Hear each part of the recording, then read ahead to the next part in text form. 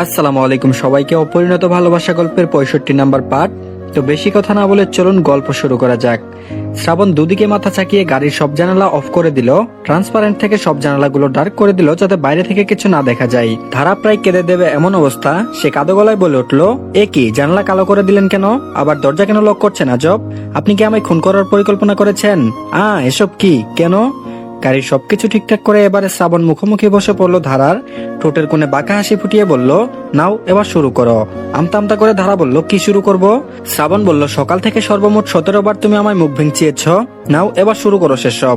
Century না করে এখান থেকে যাওয়ার পরিকল্পনা নেই বলেই কলার ঝাঁকালো শ্রাবণ। নির্বিকার ভাবভঙ্গি তার। ধারা কাঁদো কাঁদো চোখে তাকিয়ে বলল, ও আল্লাহ, আপনি গুনেও রেখেছেন, কি আশ্চর্য, আমি তো মজা করে ওসব করেছি। শ্রাবণ ফট করে তাকিয়ে খুশি খুশি ভাব করে বলল, আচ্ছা তাই নাকি? ধারা বলল, হ্যাঁ হ্যাঁ সত্যি বলছি, আপনার সাথে মজা করছিলাম। হ্যাঁ হ্যাঁ, আর করবো না তো, এবারের মতো ছেড়ে দিন, সত্যি মজা করছিলাম বলেই ঠোঁট কামড়ে তাকালো ধারা। একটুখানি আশা শ্রাবণ শেখ এবারে ক্ষমা করবে, অথচ তাকে অবাক করে দিয়ে শ্রাবণ এগিয়ে আসলো, মুখোমুখি হলো ধারার। শ্রাবণকে এত কাছে আসতে দেখে ধারা আরেকটু পেছাতে চাইলো, কিন্তু তার আগেই মাথার পেছনে হাত রেখে আটকেছে তাকে শ্রাবণ। শ্রাবণ একদম মুখোমুখি হয়ে ধারার চোখের দিকে তাকিয়ে বাঁকা আসলো। ধারা ঠোঁট ভিজিয়ে শুকনো রূপ গিলিয়ে মিনমিন করে বলল, ভুল করে মিস্টেক হয়ে গিয়েছে, মজা করছিলাম। শ্রাবণ ঠোঁট কামড়ে বলল, এবার তাহলে আমিও একটু মজা করি, কি বলো বউ? চোখ পিট পিট করে তাকালো ধারা, তারপর বলল, কেমন মজা? শ্রাবণ একটুখানি ভেবে বলে উঠলো, 17 বার মুখ ভেঙচিয়েছ, এর দ্বিগুণ করলে হয় 34, তাই আমি এবার তোমাকে 34টা চুমু দেবো। বিশ্বাস করো, একটা চুমু সিরিয়াসলি দেবো না, মজা করেই দেবো। Deal done? ধারা চোখ বড় বড় করে তাকিয়ে তৎক্ষণাৎ দুদিকে মাথা নেড়ে বলল, নো নো নো, কোনো ডান না। কিসের ডিল? কোথাকার ডিল? আমি বাইরে যাব, গাড়ির দরজা খুলুন। কেউ বাঁচাও। শ্রাবণ ধারার মুখ চেপে ধরলো শক্ত করে, চেঁচাতে পারলো না ধারা, তবে চোখ আটকালো শ্রাবণের চোখে। কি সর্বনাশ, লোকটার চোখে যে স্পষ্ট নেশা দেখতে পাওয়া যাচ্ছে, এ কি নেশায় জড়াচ্ছে? শ্রাবণের চোখ ধারার ঠোঁটের দিকে আটকালো, দৃষ্টিটা প্রচন্ড রকম আকর্ষণ করলো ধারাকে। শ্রাবণ ধীরে ধীরে ধারার মুখ থেকে হাত সরিয়ে আনলো, একটু একটু করে আঙ্গুলের ডগা দিয়ে ছুঁয়ে দিল ধারার নরম অধর দুটো। গোলাপের পাপড়ির থেকেও নরম মনে হলো তার। সেখানেই চোখ আটকে রেখে শ্রাবণ বিড়বিড় করে বলল, কি নেশা ছড়ালে এটা তুমি? শ্রাবণের কণ্ঠে কি কিছু ছিল? হয়তো ছিল, নাইলে ধারাও কেন অজানা আবেশে হারিয়ে যাবে?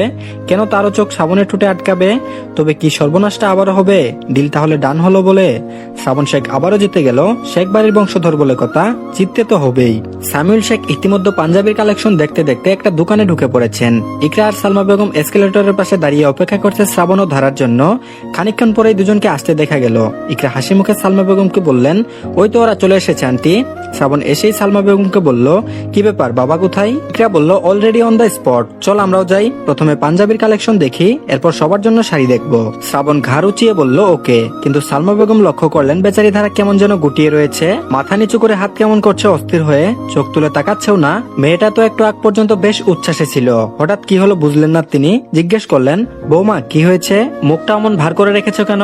এই পর্যায়ে চমকে তাকালো ধারা, জোরপূর্বক মুখে হাসি নিয়ে বলল, না মা, কই কিছু হয়নি তো, বলেই আবারও মেকি হাসলো। তবে ইকরার চোখ শুরু হলো, সে দৃষ্টি তুখর করে ঠোঁট কামড়ে বলল, ধারা, আমি তোমার ঠোঁটে লিপ গ্লস লাগিয়ে দিয়েছিলাম, সেটা কোথায় গেল? খেয়ে ফেলেছো? এত শুকনো হলো কি করে? শ্রাবণের মুখে কিছুই ছিল না, চা কফি না খেয়েও খুব খুব করে কাশতে শুরু করলো বেচারা।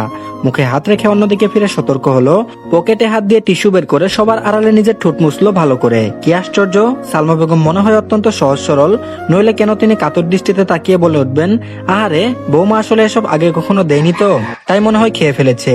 ইকরা আরেকবার দিয়ে দে লিপস্টিকটা। ইকরা অত্যন্ত বুদ্ধিমতী, শ্রাবণের গতিবিধি দেখে সে সতর্ক হয়েছে এবং যা বুঝার বুঝে ফেলেছে, তাই ঠোঁট টিপে হাসলো। তবে সালমা বেগমের কথায় তাল মিলিয়ে বলল, হ্যাঁ অবশ্যই আন্টি, লিপ গ্লসটা কে খেয়েছে সেটা বড় কথা নয়, বড় কথা হলো বেচারি ধারার এজন্যই মন খারাপ, তাই না ধারা? ধারা কাতর নয়নে তাকালো ইকরার দিকে, বিড়বিড় করে বলল, আমি খেয়ে ফেলিনি সত্যি।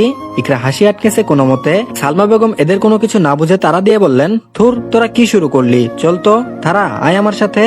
বলেই সালমা বেগম ধারার হাত ধরে টেনে নিয়ে যেতে লাগলেন। যন্ত্রের মতো তাল মিলিয়ে যেতে থাকলো ধারা। শ্রাবণ দীর্ঘশ্বাস ফেলে আবারও টিস্যু দিয়ে ঠোঁট মুছলো, তবুও সে শিওর না যে ঠোঁট ঠিক আছে কিনা। তখন ইকরা শ্রাবণের কাছে এসে ধীরে কণ্ঠে বলল, রিল্যাক্স ব্রো, কিছু বোঝা যাচ্ছে না, একেরাই খেয়ে ফেলেছ। সিংহের মতো তাকালো শ্রাবণ, চোখ দিয়ে রাগ দেখিয়ে বলল, শাট আপ মিকি মাউস, যেমন ভাবছিস তেমন কিছু না। বলে আবারও সতর্ক হলো শ্রাবণ। এরপর পা চালিয়ে সালমা বেগমের পিছু নিল। অস্বস্তি লুকানোর চেষ্টা আর শক্ত থাকার প্রয়াস। ইকরার ভালো লাগছে জ্বালাতে, তাই সে শ্রাবণের সাথে হাঁটতে হাঁটতে আবারও বলল, টেনশন নিস না, ব্র্যান্ডেড লিপ গ্লস, পেট খারাপ হবে না। শ্রাবণ বলল, তুই থামবি বেয়াদব। শ্রাবণের কণ্ঠে অনেক কঠোর হলেও ইকরা হাসি থামাতে পারলো না, আবারও ঠোঁট চেপে বলল, স্ট্রবেরি পছন্দ করিস না, অথচ স্ট্রবেরি ফ্লেভারের একদম পুরোটা খেয়ে ফেললি, সো স্যাড। এজন্যই বেচারি ধারা থমকে গিয়ে চমকে মুড অফ করে আছে। শ্রাবণের এবার ইচ্ছে করলো নিজেকেই পেটাতে, না হয় ইকরাকে 10 তলা বিল্ডিং থেকে ছুড়ে ফেলে দিতে, কিন্তু কোনোটাই করতে না পেরে সে দীর্ঘশ্বাস ছাড়লো, অথচ মনে মনে ধারাকে আবারও শাস্তি দেওয়ার ষড়যন্ত্র করে ফেললো। এই সব দোষ মেয়েটারই। শ্রাবণ তো ছোট করেই চুমু দিয়েছিল, অথচ বেচারি ধারার মুচড়ামুচড়িতে বিরক্ত হয়ে ঝড় বইয়ে দিয়েছে। এমনিতে অবশ্য Shraban Sheikh is always a gentleman. বউটা বেয়াদবি না করলে শ্রাবণ শুধু 34টা ছোট চুমু দিয়ে আসতো, সেটা আবারও ডাবল হয়ে 78টা হতো না। আর এদিকে পাঞ্জাবি পছন্দ করা নিয়ে ভীষণ সতর্ক সামিউল শেখ। এক্ষেত্রে তিনি অবশ্যই স্ত্রীর মতামতকে গুরুত্ব দেন, কারণ এই এতগুলো বছরের জীবনে তিনি এটা আবিষ্কার করতে পেরেছেন, স্ত্রীর পছন্দই অলওয়েজ বেস্ট। ফলস্বরূপ তিনি একা একা পাঞ্জাবি পছন্দ করতে গিয়ে এতিমের মতো দাঁড়িয়ে থাকলেন, অপেক্ষা করলেন সালমা বেগমের জন্য। সালমা বেগমও ভেবেছিলেন রাগ দেখিয়ে আর পাঞ্জাবি পছন্দ করে দিবেন না, তবে তিনিও রাগ ধরে রাখতে পারলেন না।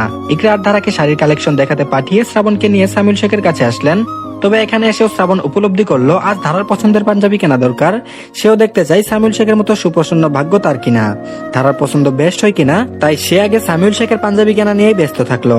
পৃথিবীর সবচেয়ে কষ্টের কাজ হলো একজন মানুষের প্রতি ভালোবাসা থাকা সত্ত্বেও তাকে নিজের মনে লুকিয়ে রেখে সারা জীবন একা একা কাটিয়ে দেওয়া।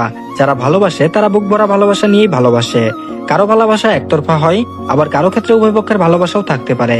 একতরফা প্রেম কোনো প্রত্যাশা থাকে না, শুধু একরাশ অনুভব আর অজস্র চুপচাপ কষ্ট জমা হয় বুকে। এক্ষেত্রে সবচেয়ে বড় যন্ত্রণা হলো ভালোবাসার মানুষটাকে অন্য সাথে ভালো থাকতে দেখা, ভালোবাসতে দেখা। প্রেমে পড়া সহজ, কিন্তু সেই প্রেম যদি একতরফা হয় তাহলে সেটা হয়ে ওঠে সবচেয়ে কঠিন অনুভবের নাম। ইকরার ক্ষেত্রে তাই হচ্ছে। সে যতই বাইরে থেকে রসিকতা করুক না কেন, শ্রাবণের সাথে ধারার এই ভালোবাসার অনুভূতিগুলো দেখে, পাগলামোগুলো দেখে তার হিংসা হচ্ছে, বুকের ভেতর যন্ত্রণা হচ্ছে, কষ্টটা টের পাচ্ছে সে। তবুও বারবার নিজেকে সান্ত্বনা দিয়ে দমে যাচ্ছে মেয়েটা। বারবার নিজেকে বোঝানোর চেষ্টা করলো, তবুও মন কি আর বাস্তবতা মানতে চায়? সে তো আবেগের কাঙ্গাল, আবেগের ইশারায় চলে। শাড়ি দেখতে এসে ইকরার বুকটা মুচড় দিল। সে যেদিন এয়ারপোর্ট থেকে নেমে এসেছে সেদিন ওই পরিকল্পনা করেছিল শ্রাবণের সাথে তার বিয়ে হলে এই দোকান থেকে লাল রঙের শাড়ি কিনবে। অথচ দীর্ঘশ্বাস ফেলে ধারার কাছে গিয়ে দাঁড়ালো ইকরা। মিষ্টি এসে বলল, কোন শাড়িটা পছন্দ হয় দেখো। ধারাও হেসে তাকালো ইকরার দিকে, কিন্তু মন খারাপ করে বলল, এত ভারী কাচের শাড়ি কখনো পরিনি, এমনিতেই হাঁটতে পারি না, বুঝতে পারছি না কিছু, ওনারা আসুক তারপর পছন্দ করি। ইকরা মাথা নেড়ে সহমত প্রকাশ করলো। এর মধ্যে ধারা ঘুরে দেখতে দেখতে একটা শাড়িতে চোখ রাখলো। তৎক্ষণাৎ চোখ আটকালো তার। একটু করে ছুঁয়ে দিল ঝুলিয়ে রাখা শাড়িটা। মূলত শাড়িটা গাঢ় লাল রং বা মেরুন বলা যায়। এক মুহূর্তের জন্য শাড়িটা পছন্দ হলো ধারার। শাড়িটা হাতে নিতে চাইলো, কিন্তু তখনই চোখে পড়লো তার কিছুটা দূরে একজন দম্পতি দাঁড়িয়ে শাড়ি পছন্দ করছে। স্বামী স্ত্রী দুজন, দেখেই বোঝা যায়। ধারা খেয়াল করলো মেয়েটার স্বামী নিজে থেকে শাড়ি মনোযোগ দিয়ে দেখে পছন্দ করছে বউয়ের জন্য। একটার পর একটা শাড়ি হাতে নিয়ে মেয়েটার গায়ে রাখছে, আবার হেসে হেসে কি যেন বলছে। দৃশ্যটা ভীষণ মিষ্টি লাগলো ধারার কাছে।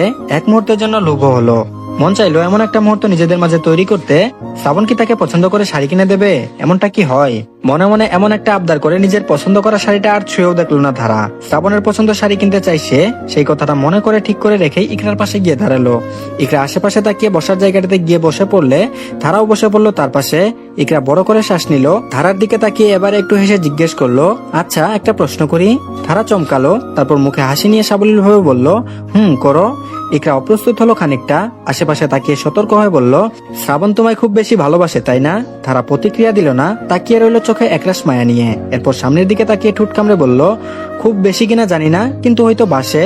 বলে আবারও চিন্তিত হলো ধারা। ভাবলো কিছুক্ষণ, এরপর ইকরার দিকে তাকিয়ে আঙুল দিয়ে ইশারা করে মিষ্টি স্বরে বলল, একটু হলেও বাসে। ধারাকে বাচ্চার মতো বলতে দেখে ইকরা ফিক করে হেসে ফেললো। চোখে এক আকাশ অভিমান লুকিয়ে ঠোঁট কামড়ে বলল, অনেকটাই ভালোবাসে। যতটা ভালোবাসলে জীবন আর কিছুর প্রয়োজন হয় না, ঠিক ততটাই ভালোবাসে তোমাকে। ধারা এবারে সময় নিয়ে তাকালো ইকরার চোখের দিকে, ঠোঁট চেপে মলিন হেসে গম্ভীর কণ্ঠে বলল, মানুষের জীবন একটা পয়সার মতো, এপিট ওপিট দুটো একই থাকে না, ভাগ্যর ক্ষেত্রেও একই ভাবে খাটে। এই ভালো তো এই খারাপ। একটা সময় জুড়ে তুমি খুশিতে ছিলে, আর সে সময় আমি ছিলাম জাহান্নামে। এখন ভালো সময়টা হয়তো আমার ভাগ্যে, তাই তুমি বাকিটা সময় অতীতের আমিটার প্রতিনিধিত্ব করবে। ভূমিকম্পের মতো এক মুহূর্তের জন্য পৃথিবী যেভাবে থমকে যায়, ঠিক সেভাবে ইকরা এবং ধারার দৃষ্টি অন্যরকম সমীকরণে থমকে গেল একে অপরের দিকে। ইকরার চোখে বিভ্রান্তি এবং ধারার চোখে মলিনতা। ধারার কথাগুলো ধরতে সময় লাগলো তার। ভয় পেল খানিকটা। মনের লুকোনো অনুভূতি কি ধারা বুঝে ফেললো? সালমা বেগম তো বলেছেন এসব কখনোই শ্রাবণ বা ধারা জানতে পারবে না। তবে কেন ধারার কথা শুনে মনে হলো যে সব জেনে গেছে, আর সেটারও ইঙ্গিত দিচ্ছে ইকরা চায় না শ্রাবণের সংসারে অশান্তি সৃষ্টি করতে। এসব কথা ধারা জানতে পারলে যে কতটা অশান্তি নামবে তা সে ভালোই জানে। তাই ইকরা বিষয়টা সামাল দেওয়ার জন্য কোনো মতে মাথা নেড়ে বলল, আমি বুঝিনি তোমার কথা। ধারা ফট করে বলল, কিন্তু আমি বুঝেছি। অজান্তে ইকরার হাত মুঠো এলো, শুকনো ঢুক গিলে জিজ্ঞেস করলো, কি বুঝেছো? ধারা এবারও হাসলো, আবার অন্যদিকে তাকিয়ে মলিন হেসে বলল, আমিও একটা মেয়ে ইকরা আপু। ইকরা চোখ খিচে বন্ধ করলো, সে বুঝতে পারছে না ধারার মনোভাব, তবে কথাটা ভীত করে তুললো তাকে।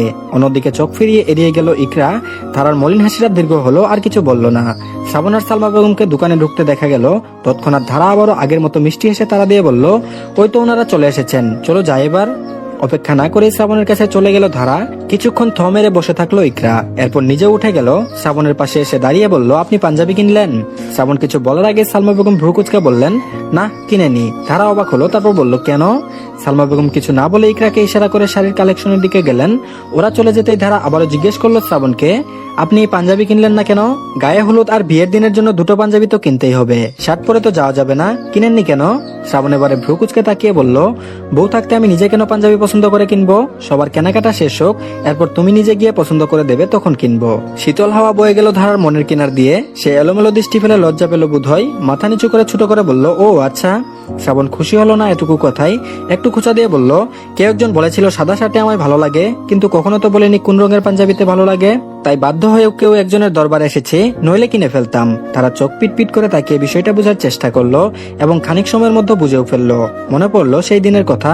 ইস, তখন কি সে ভেবেছিল এই মানুষটা তাকে আগলে রাখবে, তাদের সংসার হবে, তারাও স্বাভাবিক জীবনযাপন করবে?